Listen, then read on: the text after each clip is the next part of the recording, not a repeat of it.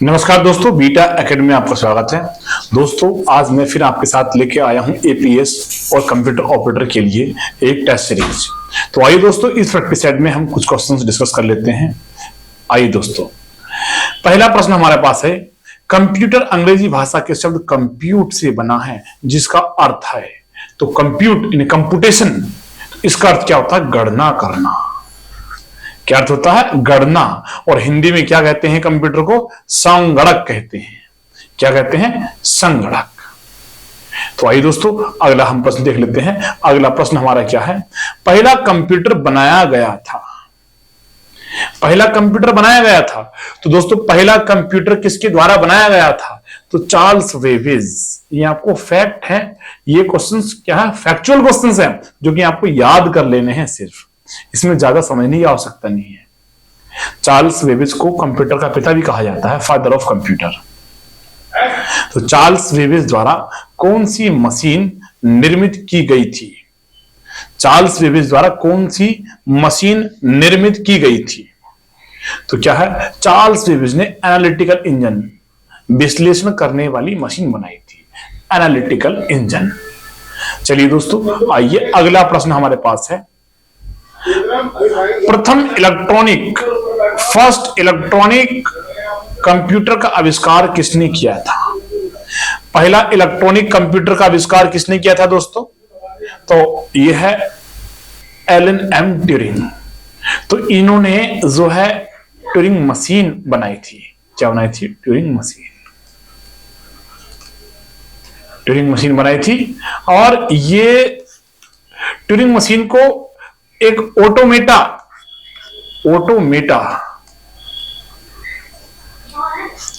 Engineering में subject है automata. Automata में ट्यूरिंग मशीन, इन ट्यूरिंग साहब का मॉडल पढ़ाया गया था, या पढ़ाया जाता है, अभी पढ़ाया जाता है। तो प्रथम इलेक्ट्रॉनिक कंप्यूटर का आविष्कार किसने किया था? डॉक्टर एलन एम ट्यूरिंग ने किया था।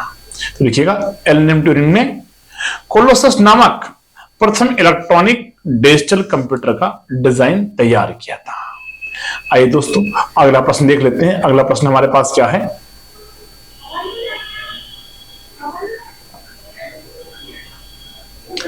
पास्कलाइन नामक पहला यांत्रिक कैलकुलेटर के आविष्कारक ब्लेज पास्कल किस देश के गणितज्ञ थे?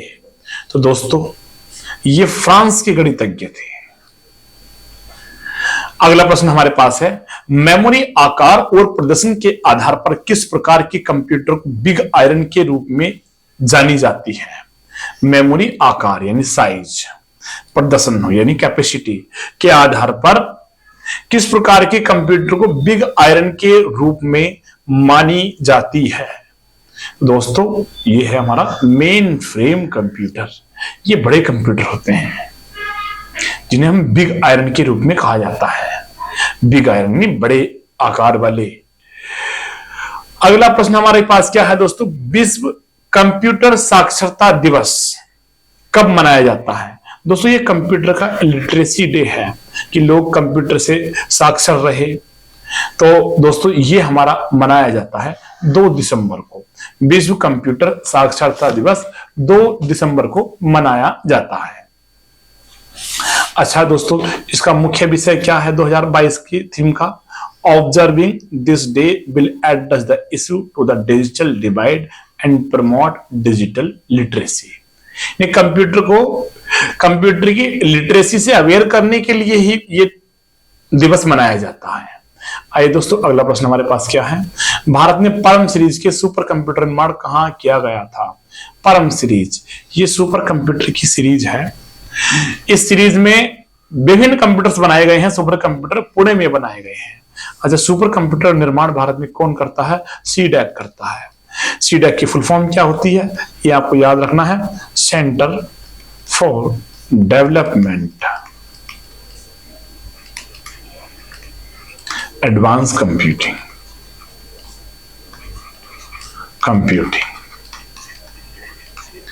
हमने आपको पेड क्लास में भी इसके बारे में बताया है कि सीडैक ओनली संस्था है जो हमारी सुपर कंप्यूटर निर्माण करती है। सीडैक के बारे में अन्य चीजें आपको पता होनी चाहिए। सीडैक ने हमारा भारत सरकार का ऑपरेटिंग सिस्टम जो है आधिकारिक Bose Bharat operating system solution, Bharat operating system solution का निर्माण भी CDAC द्वारा किया गया है।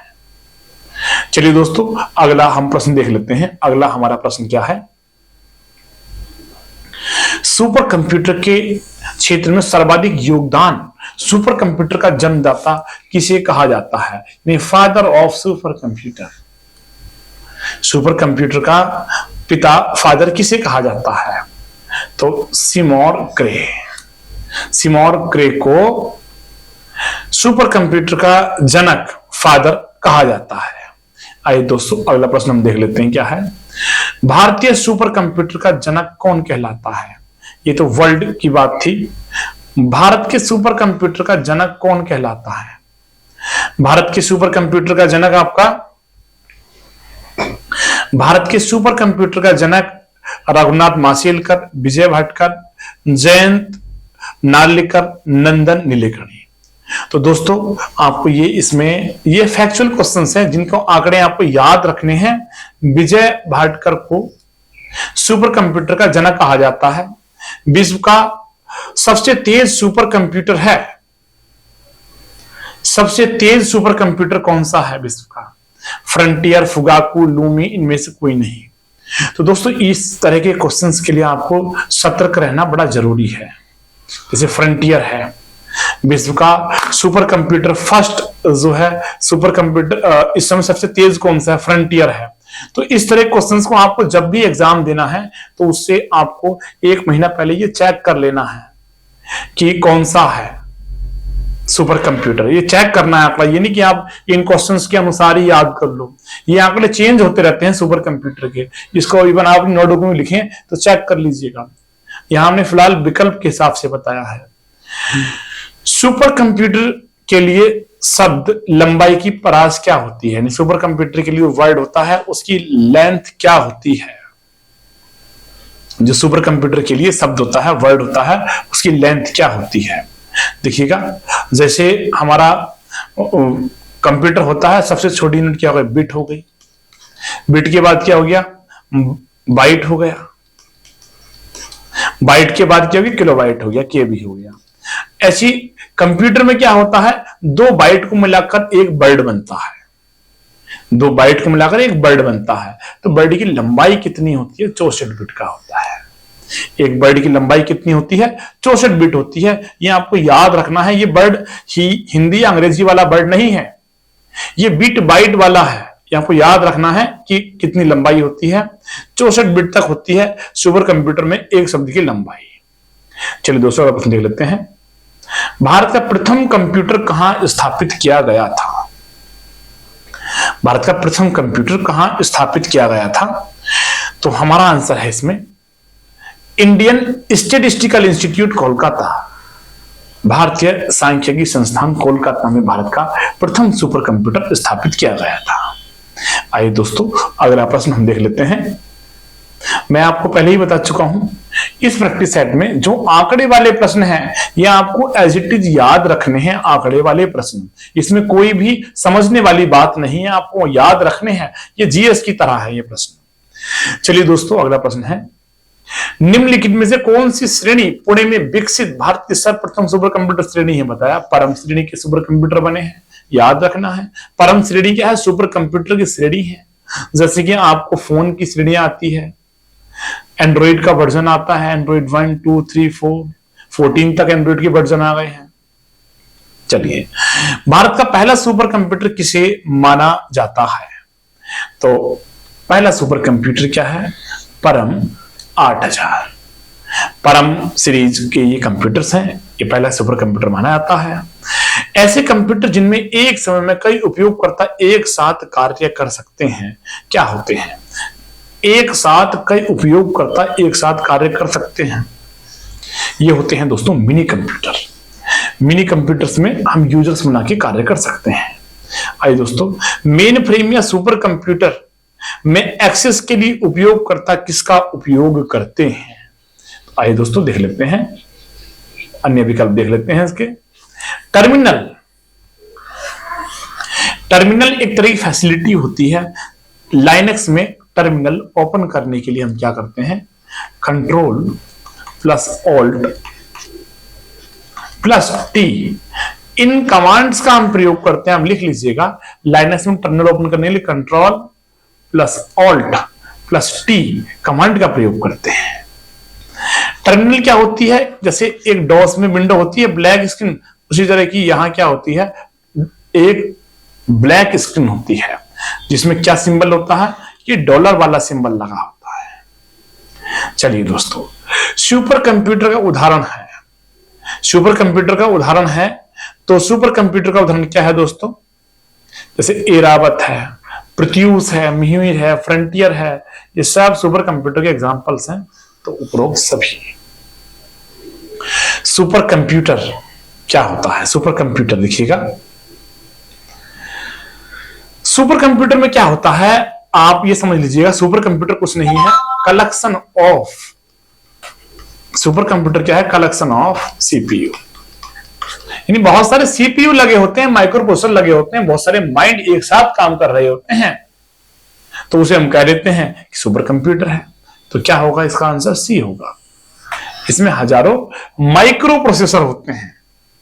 अगला प्रश्न देख लेते हैं दोस्तों, अगला प्रश्न हमारा क्या है,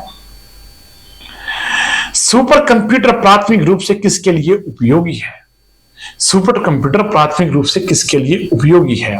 तो दोस्तों सुपर कंप्यूटर्स में आप जानते हैं कि जो है बहुत सारे माइक्रो प्रोसेसर सीपीयू लगे होते हैं जो एक साथ कार्य कर सकते हैं, जैसे इनपुट आउटपुट को प्रोसेसिंग के लिए, डेटा रिट्रीव करने के लिए, मैथमेटिकल कैलकुलेशन के लिए, सभी काम ये सुपर कंप्यूटर कर सकता है। चलिए दोस्तों अगला प्रश्न देखते हैं, भारत में मौसम पूर्वानुमान क्षमता वेदर फोरकास्टिंग वाला सबसे पहला कौन सा सुपर कंप्यूटर खरीदा गया था। तो मौसम की भविष्यवाणी वेदर फोरकास्टिंग के लिए क्रे XMP14 सुपर कंप्यूटर खरीदा गया था। आपको पता है वेदर फोरकास्टिंग क्या होता है, वेदर फोरकास्टिंग क्या होता है, मौसम की भविष्यवाणी, इसमें 50 सैकड़ों सालों का डेटा हम स्टोर करके रखते हैं और उसके बेस पर हम चेक कर लेते हैं कि आने वाला मौसम कैसा होगा, डेटा फीड करके। चलिए, निम्नलिखित में से कौन सा विश्व का प्रथम लैपटॉप कंप्यूटर बाजार में लाया गया, कौन सा विश्व का प्रथम लैपटॉप कंप्यूटर बाजार में लाया गया। तो दोस्तों हमारा क्या है, एप्सन,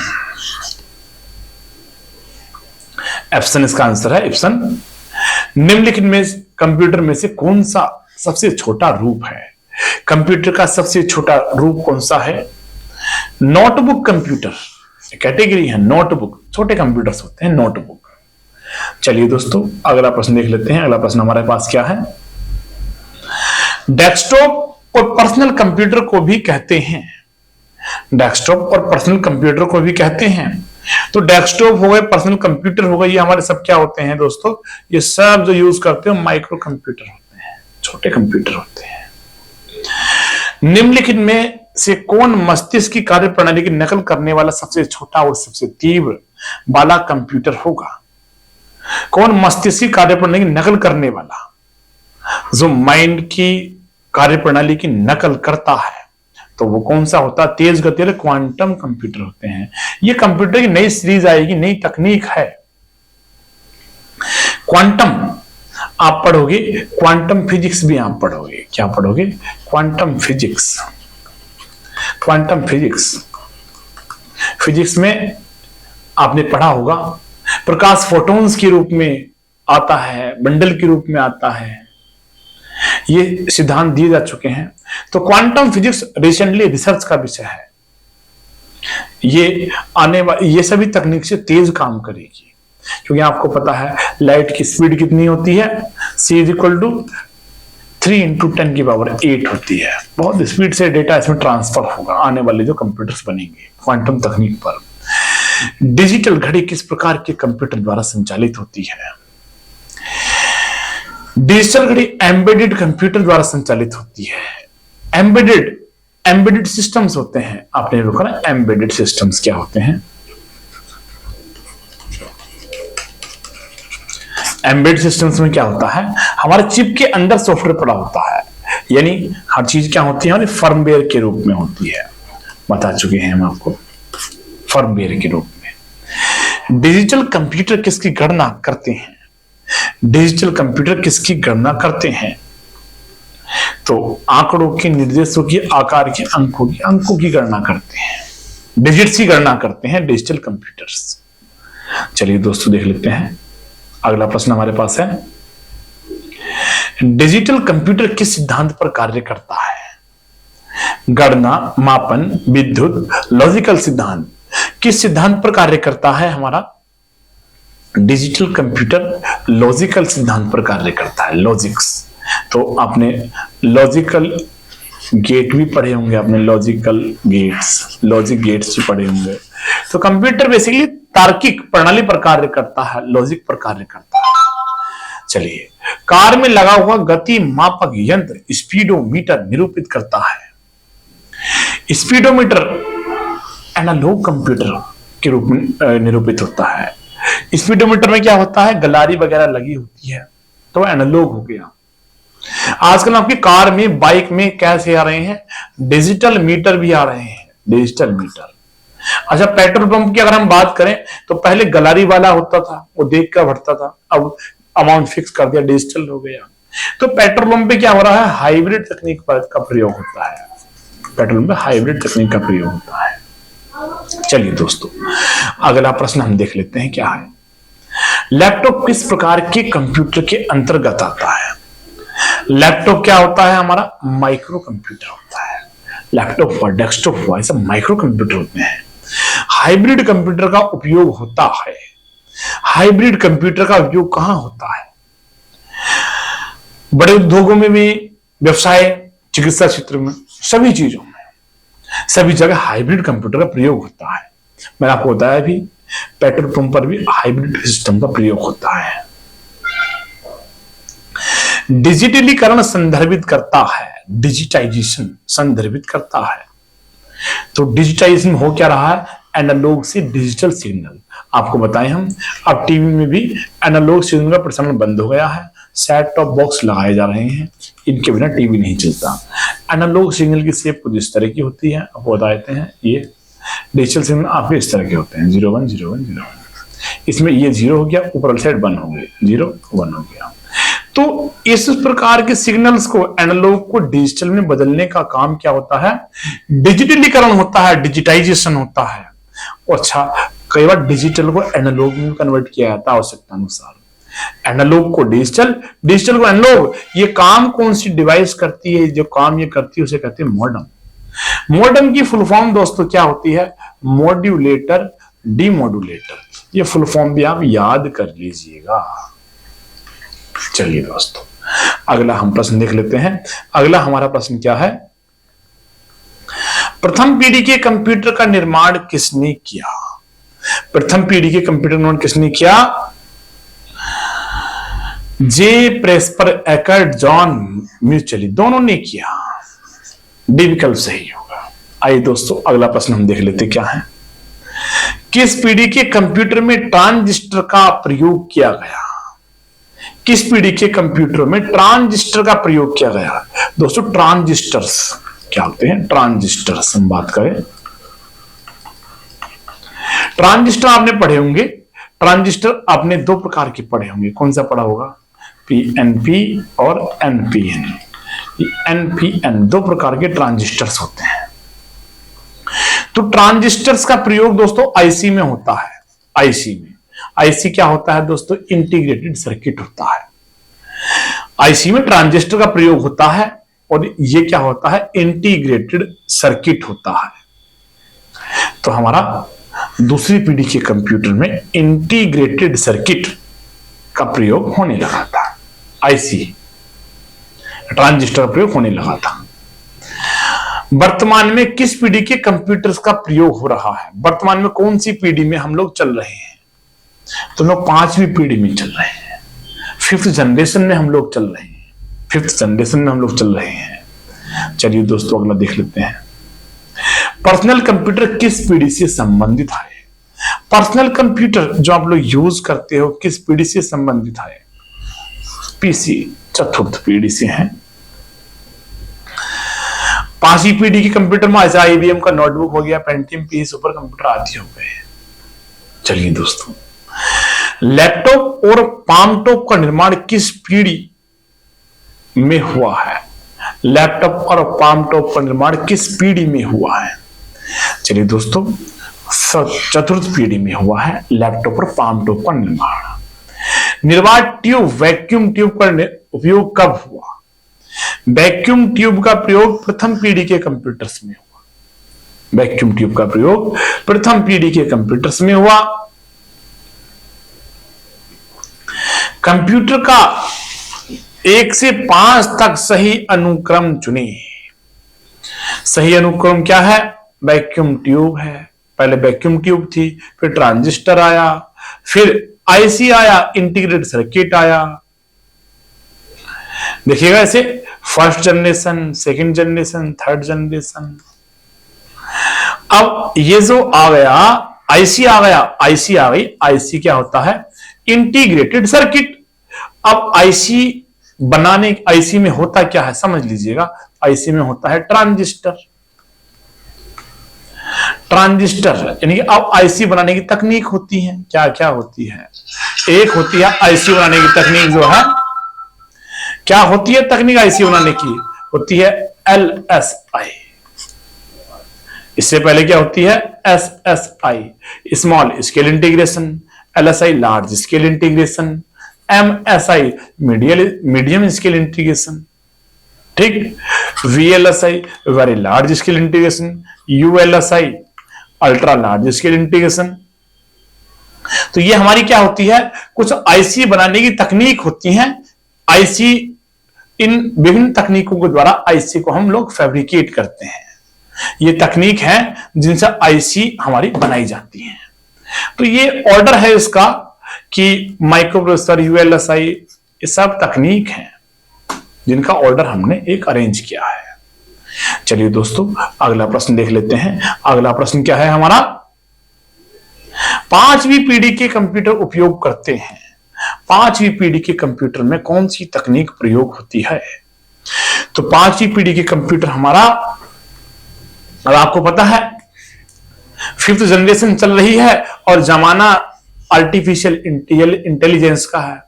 तुम लोगों को वैसे भी न्यूज में पता है ऐसे कि इस समय अभी एक हीरोइन की डीप फेक फोटो बना के वायरल कर दी गई थी और सरकार ने आदेश दिया है प्लेटफॉर्म से किसी की भी डीप फेक फोटो 24 घंटे में हट जानी चाहिए। तो ये आर्टिफिशियल इंटेलिजेंस के लोग जो है शैतानी कर रहे हैं। तुम लोग ऐसा मत कीजिएगा। डीप फेक का मतलब यह है कि सर चेहरा किसी का है और नीचे का धड़ का पोर्शन कोई और है, जैसे कोई न्यूड फोटो किसी का बना दिया। तो ये आर्टिफिशियल इंटेलिजेंस का जमाना है। 5वीं पीढ़ी आर्टिफिशियल इंटेलिजेंस की है। अब तो बहुत सारे वैज्ञानिकों ने खुद ही कह दिया कि आर्टिफिशियल इंटेलिजेंस पे सरकार को रोक लगानी चाहिए। चलिए अगला प्रश्न हम देख लेते हैं। फिलहाल आगे देखते हैं। ये आजकल जो एप्लीकेशन है जीपैड वगैरह सब आर्टिफिशियल इंटेलिजेंस का एग्जाम्पल है। रोबोटिक्स वगैरह सब आर्टिफिशियल इंटेलिजेंस का ही एप्लीकेशंस है। प्रथम संक्रियात्मक इलेक्ट्रॉनिक अंकीय कंप्यूटर है ENIAC है। VLSI और ULSI का प्रयोग किस पीढ़ी के अंतर्गत आरंभ हुआ था?